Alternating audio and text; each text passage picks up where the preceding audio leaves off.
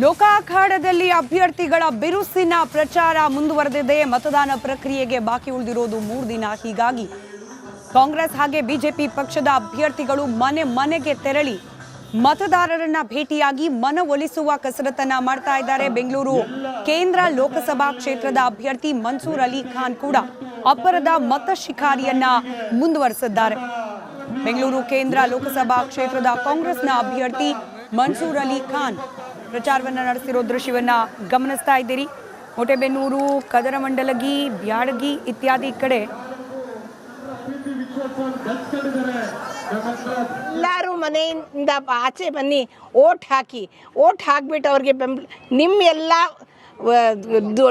Vote ಹಾಕಿ ಬೆಂಬಲ ಕೊಡಬೇಕು. ಇದು ಮಾಡಿ, ಎಲ್ಲರಿಗೆ ನಮಸ್ಕಾರ. ನಾನು ಒಂದು ತಾಯಿ ಬಂದು ಕೇಳ್ತಾ ಇದ್ದೀನಿ, ನೀವೆಲ್ಲ ತಾಯಿದಿರು, ನಿಮಗೆ ಗೊತ್ತಿದೆ ಮಗ ಅಂದರೆ ಏನಂತ. ಸ್ವಲ್ಪ ನೀವೆಲ್ಲ ದಯವಿಟ್ಟು ಮಾಡಿ ಫ್ರೈಡೇ 26ಗೆ ಬಂದು ವೋಟ್ ಮಾಡಿ.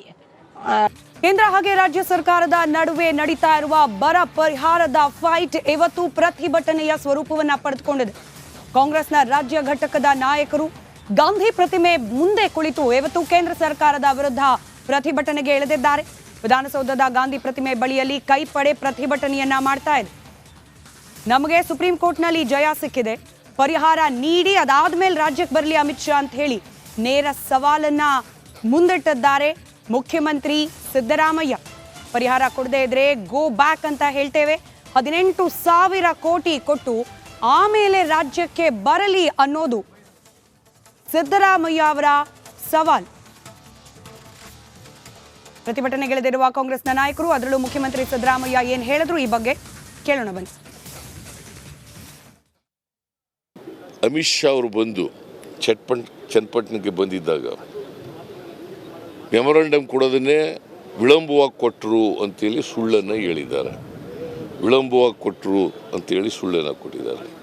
ನಿರ್ಮಲಾ ಸೀತಾರಾಮನ್ ಬಂದು ಇಲ್ಲಿ ಅವರೇನು ಹೇಳಿದ್ದಾರೆ ಅಂತಂದರೆ, ಅವರು ಗ್ಯಾರಂಟಿ ಯೋಜನೆಗಳಿಗೆ ದುಡ್ಡು ಕೇಳ್ತಾ ಇದ್ದಾರೆ, ಬರಗಾಲಕ್ಕೆ ದುಡ್ಡು ಕೇಳ್ತಾ ಇಲ್ಲ ಅಂಥೇಳಿ ಅವ್ರು ಹೇಳಿದ್ದಾರೆ. ಇಬ್ಬರು ಹೇಳಿರೋದು ಸುಳ್ಳು.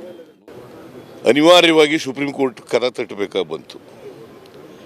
ಸುಪ್ರೀಂ ಕೋರ್ಟ್ ಮುಂದೆ ಅಟಾರ್ನಿ ಜನರಲ್ ಆಗಲಿ, ಸಾಲಿಸಿಟರ್ ಜನರಲ್ ಆಗಲಿ ನರೇಂದ್ರ ಮೋದಿಯವರು ಹೇಳಿದಂಥ ಸುಳ್ಳನ್ನು, ನಿರ್ಮಲಾ ಸೀತಾರಾಮನ್ ಅವರು ಹೇಳಿದಂಥ ಸುಳ್ಳನ್ನು, ನರೇಂದ್ರ ಮೋದಿಯವರು ಹೇಳಿದಂಥ ಸುಳ್ಳನ್ನು ಪ್ರಸ್ತಾಪ ಮಾಡಿದ್ರ?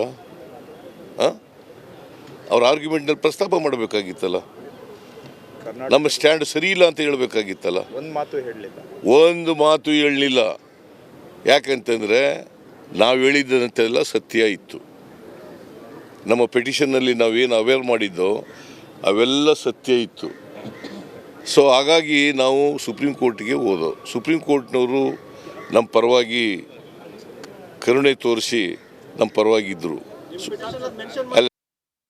ನರೇಂದ್ರ ಮೋದಿಯವರಿಗೆ ಜ್ಞಾಪಕ ಆಗೋದು ಚುನಾವಣೆ ಸಂದರ್ಭದಲ್ಲಿ ಮಾತ್ರ. ಕರ್ನಾಟಕ ಜ್ಞಾಪಕ ಪ್ರವಾಹ ಬಂದಾಗ ಬರಲಿಲ್ಲ. ಆಗ ಯಡಿಯೂರಪ್ಪನವರೇ ಮುಖ್ಯಮಂತ್ರಿ ಆಗಿದ್ದರು. ಭೀಕರವಾದಂಥ ಪ್ರವಾಹ ಬಂದಿತ್ತು, ಆ ಕಾಲದಲ್ಲಿ ಬರಲಿಲ್ಲ. ಆಮೇಲೆ ಇವತ್ತು ಭೀಕರವಾದಂಥ ಬರಗಾಲ ಬಂದಿದೆ, ಈಗಲೂ ಕೂಡ ಬರಲಿಲ್ಲ. ಚುನಾವಣೆ